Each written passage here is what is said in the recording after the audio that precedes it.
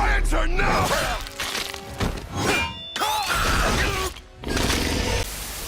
Hi everybody, today is my birthday, and I just watched Prey 2022. It is currently 4 a.m., and I just watched this movie. I am exhausted, but I'm gonna tell you guys what I thought about this movie. So stay tuned, strap in, it's time for a wild ride.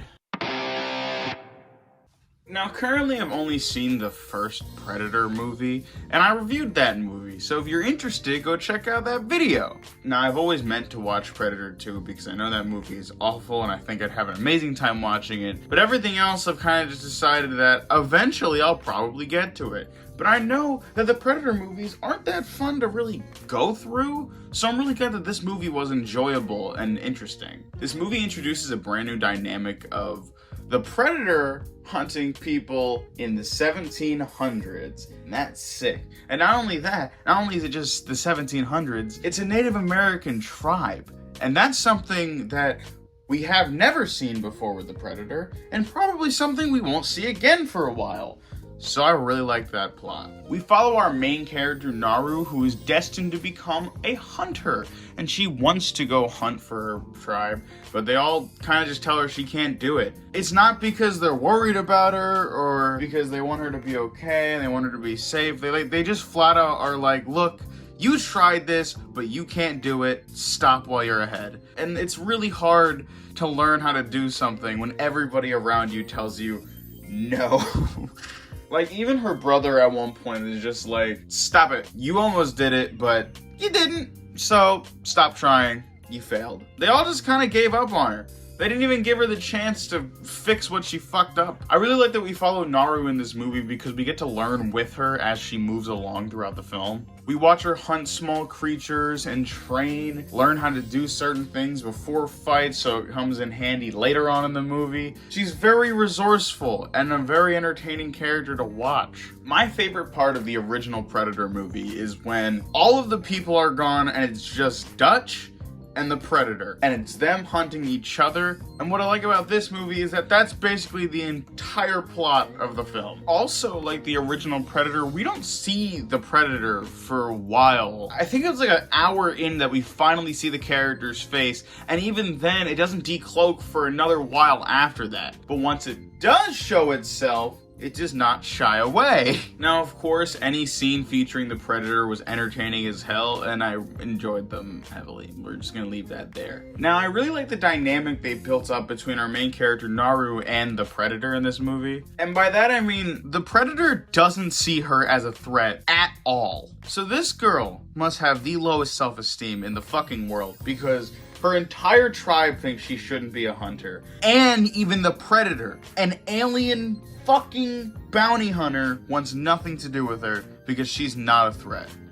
I'd fucking kill myself. One thing I'd like to complain about a little bit is sometimes this movie is just dark as shit. Like, you can't fucking see what's happening, and it's kind of annoying. For certain scenes, I don't mind, because it kind of adds the suspense, but like, sometimes I just can't tell what's happening. Like, I'm pretty sure at one point the Predator lost an arm, and I was watching the whole time, and I don't even fucking remember seeing it happen. I just saw that he had a neon stump, and I was like, oh shit. Another thing I want to bring up is the few homages and references I realized that were to the first Predator movie. And like, Predator films and, well, franchises in general have sometimes issues with constantly referencing shit from the first movie, and this movie does do that. Naru directly quotes Dutch twice, and there's a Predator healing scene, but I'm pretty sure there's a Predator healing scene in like all of these fucking movies. I also think this movie in general just had really interesting scenes and shots altogether. Like the Predator being soaked in blood by the bear, and that being the only thing to show its outline without it decloaking itself, or its bloody chase through the field after Naru. Hell, just that scene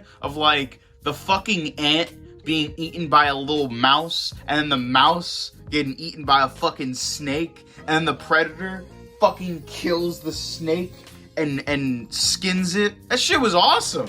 I will say the suspense was real in this movie. Every scene where Naru almost fucking died, I did not know how she was gonna get out of said situation, and it happens constantly.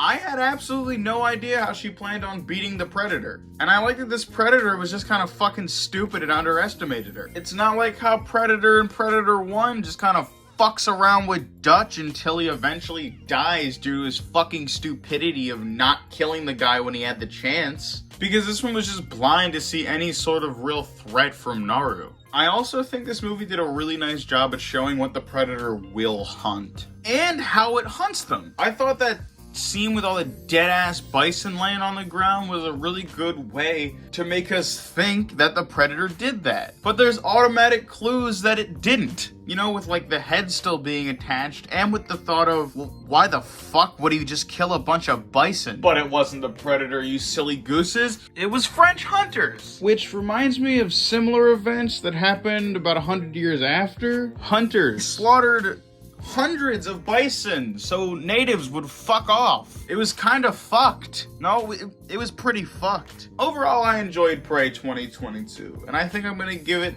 an 8 out of 10.